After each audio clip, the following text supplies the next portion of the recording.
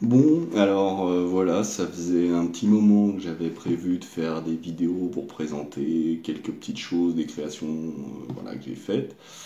Et en fait, je pars demain me faire Compostelle, donc je vais pas pouvoir présenter ce genre de choses avant un petit moment. Alors je voulais faire une vidéo pour présenter ça maintenant. Voilà.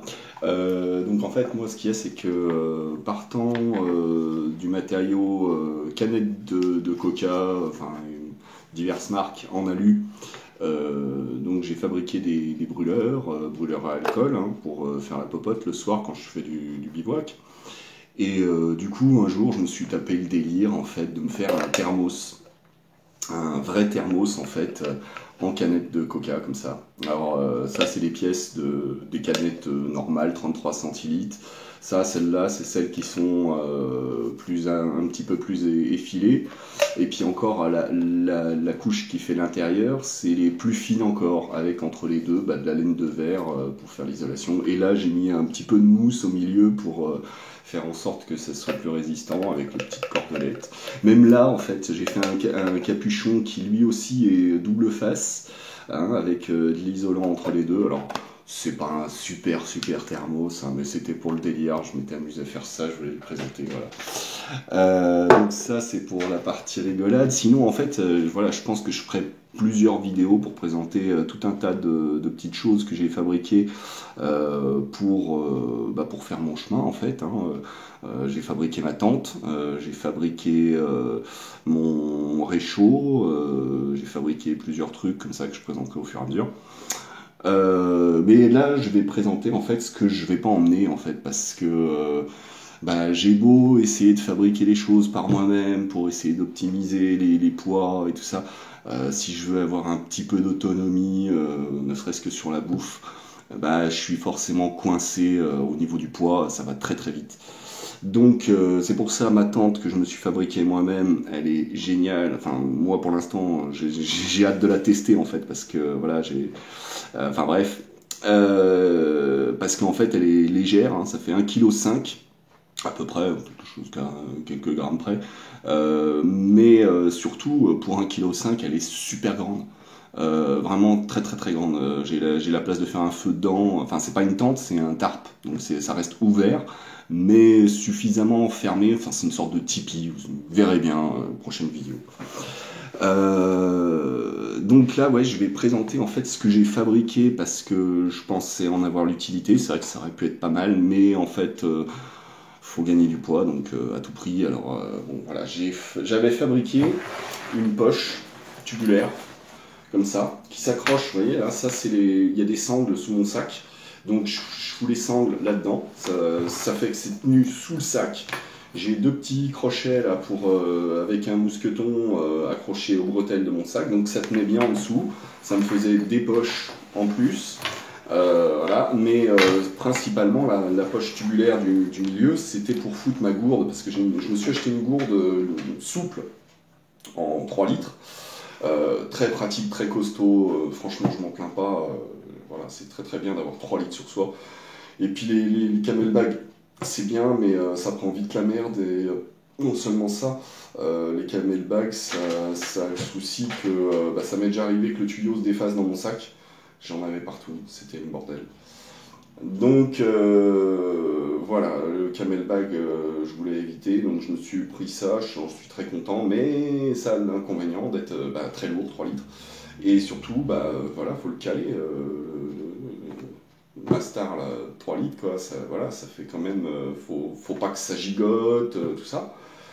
Donc j'avais pensé me foutre ça sous le sac, avec vu qu'il y a des sangles, enfin des prises pour des sangles dessus, je foutais un tendeur accroché au fond de la gourde, pris sur ma bretelle de sac. Comme ça je tirais d'un côté et je tirais de l'autre pour la remettre dedans. Ça allait pas trop mal, mais ça glissait pas super bien. Il faudrait peut-être revoir le système. Ce serait peut-être pas impossible, mais Et puis surtout, bah, ça fait du poids en plus, donc je me suis dit non, je vais essayer de faire autrement. Donc j'ai fait autrement, je me suis fabriqué un sac ventral adapté à mes besoins. J'en reparlerai justement, puisque lui je l'emmène, donc j'en reparlerai plus tard pour bien expliquer tout ce que j'ai fait dessus.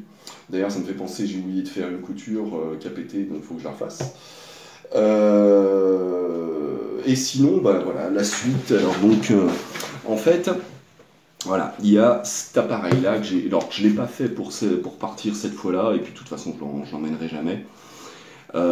C'est parce que en fait, c'était un prototype pour tester une sorte de chauffage portatif léger. En fait, l'idée, c'est j'ai un brûleur à alcool là-dedans. Alors, je vais expliquer un petit peu la conception, parce que j'aime bien ça. Qui vient chauffer une cartouche qui contient une grosse pièce d'alu au milieu. C'était une pièce de récup d'un rabot électrique. Voilà. Donc, alors, le tout enfermé dans 3 épaisseurs de canettes. Hein. En fait, il y a la première épaisseur de canette, c'est les petites de 15 centilitres, à l'intérieur de laquelle j'ai coincé donc, les 2 morceaux d'alu. Percé de trous, la canette. Autour de laquelle j'ai mis du tissu anti-feu, j'en ferai voir ensuite. Donc voilà, pour maintenir la chaleur, enfin pour dissiper une partie de la chaleur sans que l'alu y crame trop vite, hein, parce que les canettes ça part vite.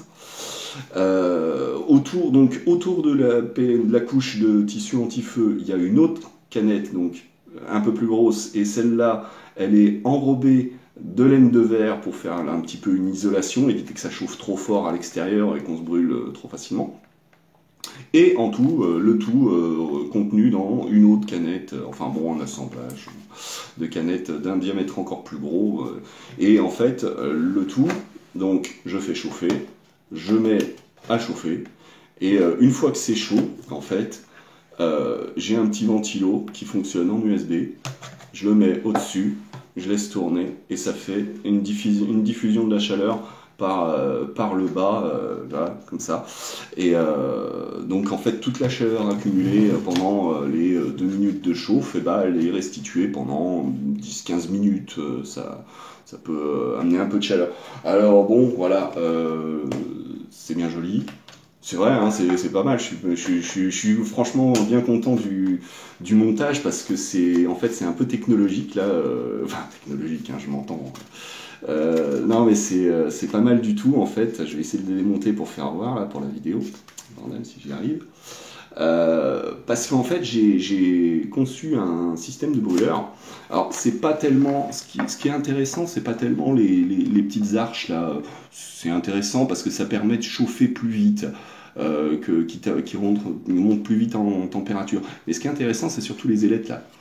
Parce qu'en fait, ça crée une flamme spiralée qui fait qu'il y a un bon tirage, donc ça brûle bien. Donc ça monte bien en température. Donc avec les petits tubes là, ça fait que ça chauffe vite en plus. Et en fait, il y a un joli emboîtement là dans le fond, on le voit pas là. C'est con, il faudrait que j'arrive à le démonter. Pour l'emboîtement, justement, ça aiderait à comprendre comment j'ai conçu mon brûleur, celui que j'utilise vraiment sur le terrain quand je me fais mes expéditions là. Bon, je ferai voir peut-être une vidéo un de ces jours pour expliquer vraiment comment il est conçu. Mais revenons là-dessus. Donc en fait, je ferai peut-être une petite vidéo de démonstration tout à l'heure si j'ai le temps. Mais surtout en fait, ça, je me suis dit, bah, je peux le remplacer facilement par autre chose. En fait, moi, je me suis fabriqué un réchaud. Alors le réchaud, il se compose d'un brûleur à alcool comme celui-là, j'expliquerai un petit peu mieux la conception plus tard, qui est contenu dans une boîte de conserve en gros, hein, et à ma sauce. Et en fait, ça me permet de faire à la fois de la cuisine à l'alcool ou au feu de bois, des tout petits feux de bois, mais suffisamment efficaces pour que ça fasse son effet bien comme il faut. Et donc en fait, ce qui est, c'est que je me suis dit, ça, le principe, c'est quoi? C'est une bouillotte. Hein. Faut faire chauffer une pièce. et qu'elle restitue sa chaleur plus tard. Donc en fait, je m'étais dit, eh ben, qu'à cela ne tienne, faisons une poche avec du tissu anti-feu. Bon, alors je l'ai recouvert avec un autre tissu, parce que bon, le tissu anti-feu, c'est plus ou moins de la fibre de verre, je sais pas exactement ce que c'est comme saloperie, c'est pas forcément très sain. Hein, c'est ça le tissu anti-feu, voilà, c'est un truc, on peut souder dessus, ça n'a rien à foutre. Donc voilà, je me suis fabriqué cette poche en me disant, bah comme ça, je pourrais me foutre une grosse caillasse à l'intérieur, je trouverais toujours une grosse caillasse sur place, que j'aurais fait chauffer sur du feu, et ensuite, une fois qu'elle est chaude, elle me restitue sa chaleur pendant toute la nuit. Parce que oui, j'ai oublié de préciser, mais là, en pleine crise du coronavirus, et voilà, avec cette chouette année 2020 qui commence, je pars en hiver. Alors bon, c'est vrai que là, on va dire l'hiver, hein, relatif quand même, hein. Cette année, ça va, c'est tranquille. Mais bon, malgré tout, je vais avoir des températures négatives, je vais avoir des nuits longues. Ouais, ben voilà, faut quand même se réchauffer un petit peu. Donc je voulais économiser sur le matériel de couchage pour économiser du poids, quoi, hein, tout simplement. J'ai fait le test sur mon balcon, c'est peut-être parce que j'ai plus l'habitude, mais c'était un petit peu frais, donc non, je vais pas économiser sur le couchage, j'ai envie de bien dormir. Donc, voilà, je me trimballe du poids quand même à cause de ça. Et du coup, ma bouillotte, vu qu'elle pèse, je sais plus, peut-être 200-300 grammes, à contre-cœur, voilà, non, je vais pas la prendre, hein, tant pis. Tant pis, parce que, en fait, en plus c'est dommage, parce que ça faisait pile, franchement c'était nickel, ça faisait pile la bonne taille pour foutre ma popote à l'intérieur, mon pot à café, et ranger le tout dans ma poche latérale sur mon sac, c'était impeccable, ça rentrait pile poil, quoi. Voilà, c'était taillé pour. Ouais, j'en ai du poids. Alors là pour l'instant, j'ai pas trop repesé mon sac aujourd'hui là que je viens de finir de le ranger, mais en gros je suis à une petite, allez, peut-être un peu plus de 20 kilos avec la flotte. La flotte, la bouffe, tout quoi. Donc je vais essayer là pour gagner un petit peu, plutôt que de partir à plein complet, de reverser une partie de ma bouteille d'huile d'olive dans une bouteille plastique la laisser à la maison, au lieu de partir avec 1 litre, partir qu'avec un demi-litre, ça me suffira déjà bien pour passer un certain nombre de semaines. Donc voilà, pour l'instant là, j'en suis à essayer de gratter encore quelques grammes avant de partir, mais ça reste lourd quand même tout ça. Ouais, je vais en chier. Ça va être bon. Non, voilà, quoi d'autre, je voulais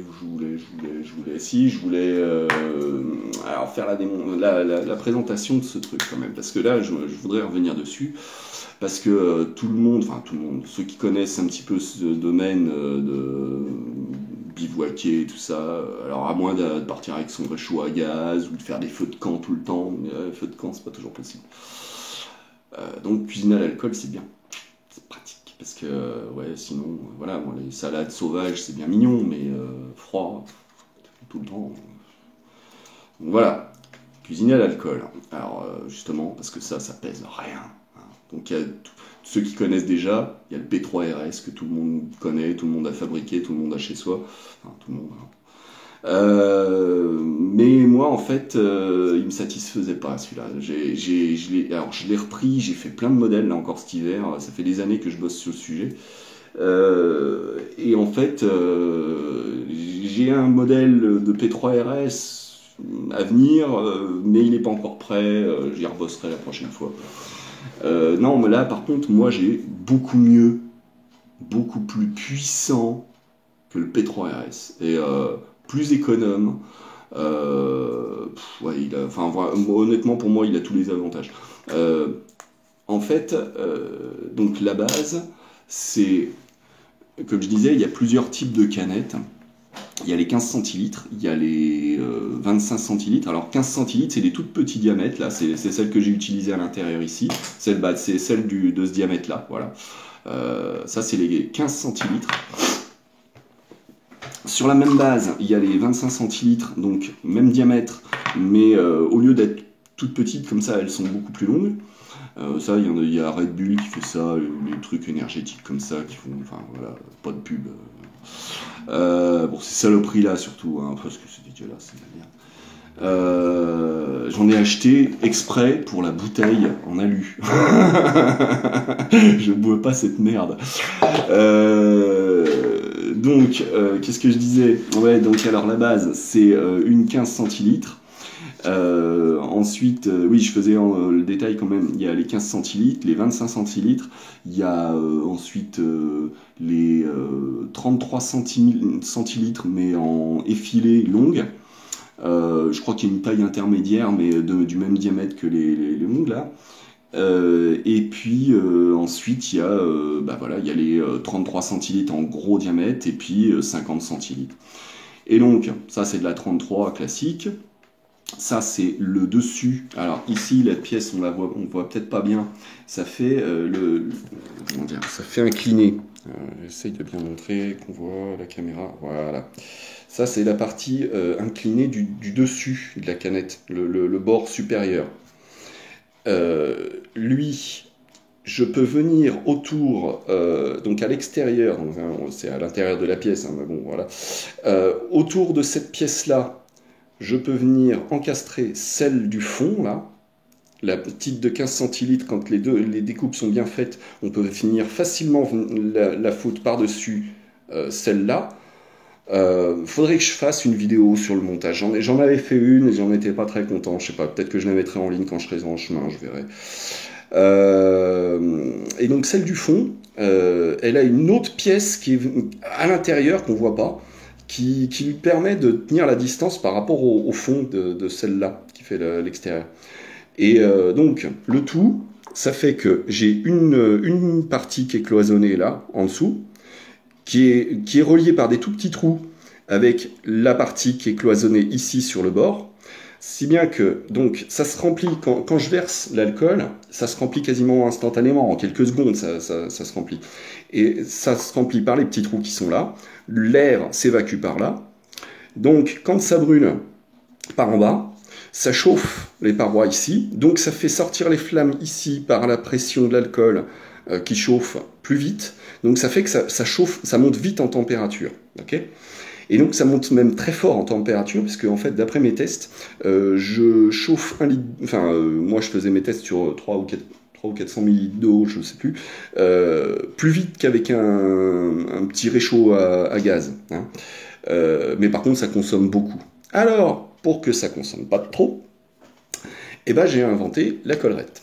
Alors la collerette, comme ça, elle réduit un petit peu la puissance. Ça fait que ça dure plus longtemps, avec la même dose d'alcool. Et si je la mets dans ce sens-là, donc ça c'est un cul de canette, hein, tout simplement, si je la mets dans ce sens-là, eh ben, ça réduit encore plus, ça fait que ça fait une petite flamme pas très puissante, mais qui va brûler très longtemps. Et voilà, rien que pour ça, moi je trouve que ça déchire vachement plus que le P3RS. Parce que le P3RS, lui, il est moins puissant que 100, mais il dure plus longtemps. Il dure, je crois, moins longtemps qu'avec la collerette dans ce sens-là. Donc voilà, quoi, c'est ma petite invention, parce que celui-là, franchement, j'en suis très content, très fier. Donc, pour avoir un maximum de puissance, moi je fais 3 trous dans le fond, là, sur le dessus du couvercle, de l'arrondi, là, vers le bord, sur le dessus de cette partie-là centrale. J'en fais 3 autres en quinconce, donc décalés d'un tiers, au même niveau, mais sur le bord. Et ensuite, ici, j'en fais 6. Donc ça fait un total de 12, voire 13, si je refais un petit trou en plein au milieu là, pour que la dernière bulle d'air s'évacue et que, voilà, que ça permette d'avoir un remplissage plus rapide et plus optimisé. Donc avec ça, en gros, je fous... je mets 40 ml d'alcool, je crois, au max. Et ça permet de faire bouillir de l'eau pendant une dizaine de minutes. Enfin bon, ouais, il faudrait que je refasse des tests plus précis. Enfin, j'en ai fait, mais j'ai pas les feuilles sous les yeux et je sais plus combien exactement. Mais en gros, hein, croyez-moi, vous faites vos tests vous-même. Ah oui, j'ai oublié de préciser, c'est rempli avec de la laine de verre. Ça fait que l'alcool coule pas. Ça évite d'en foutre de partout. Si ça se renverse, quoi, c'est pas dangereux. Ça n'explosera pas. Et puis un autre détail aussi, c'est que j'ai rabattu le bord. Si bien que c'est fermé étanche, quoi. Hein, ou si c'est pas étanche, ça ressortira par l'intérieur, donc on s'en fout. Donc voilà. Ouais, comme je disais, hein, je faisais un petit peu la revue de mon truc, je faisais un peu je me la pète un peu. Non, franchement, vraiment, je conseille à ceux qui font comme moi des bivouacs d'essayer. Ah oui, il y a un petit détail que j'ai pas pensé à préciser. Effectivement, détail. Le P3RS, il chauffe par l'extérieur. Les flammes sortent de l'extérieur. Et moi, ça sort de l'intérieur. Alors, deux raisons à ça. Déjà, moi, ma gamelle, celle que je préfère, qui est en alu, là, elle a une espèce de résistance, enfin, de radiateur en dessous, qui permet de mieux capter la chaleur de la flamme. Sauf qu'avec le P3RS, ça tombe mal, parce que ça empêche la flamme de se faire, tout simplement, ça l'étouffe. C'est trop près, parce que c'est trop diamètre dans diamètre, donc il n'y a pas assez de place, pas assez d'air, et les flammes s'éteignent. Donc ça ne le fait pas. Et puis, du coup, moi, en fait, quand j'ai développé ça, voilà, j'avais pas cette contrainte-là quelque part. Enfin, j'avais la contrainte de me dire que, voilà, il fallait de toute façon que j'échappe ce bord. C'est pour ça que j'ai fait un support. Alors, j'ai commencé par faire un support en fil de fer plié. Bon, ça c'est pas mal, mais en même temps ça fait que ça laisse le vent, voilà, c'est chiant, ça va pas si bien que ça, quoi. C'est léger, mais ça va pas super. Donc du coup, moi j'ai fait mon support en boîte de conserve et ça je le présenterai une prochaine fois parce que là vraiment j'en suis très très fier. Là j'ai refait mon modèle, j'en avais fait un premier, je l'ai refait autrement. J'ai juste un petit doute, c'est sur la qualité de la peinture que j'ai acheté, peinture haute température. J'espère qu'elle va pas me faire ce que j'ai cru comprendre qu'elle allait faire, c'est-à-dire devenir collante à chaque fois que je fais chauffer. Ça pourrait être chiant, mais bon, on verra bien. Bon, voilà quoi. Ce que je vais faire, je vais peut-être faire quand même une petite démonstration. Donc là, je vais faire une petite vidéo à la suite là, de démonstration de ce truc de chauffage parce que c'est vrai que ça fait une jolie flamme. Ça vaut le coup de voir comment ça fonctionne. Et je vous ferai voir le défaut qu'il a en plus ensuite. Voilà.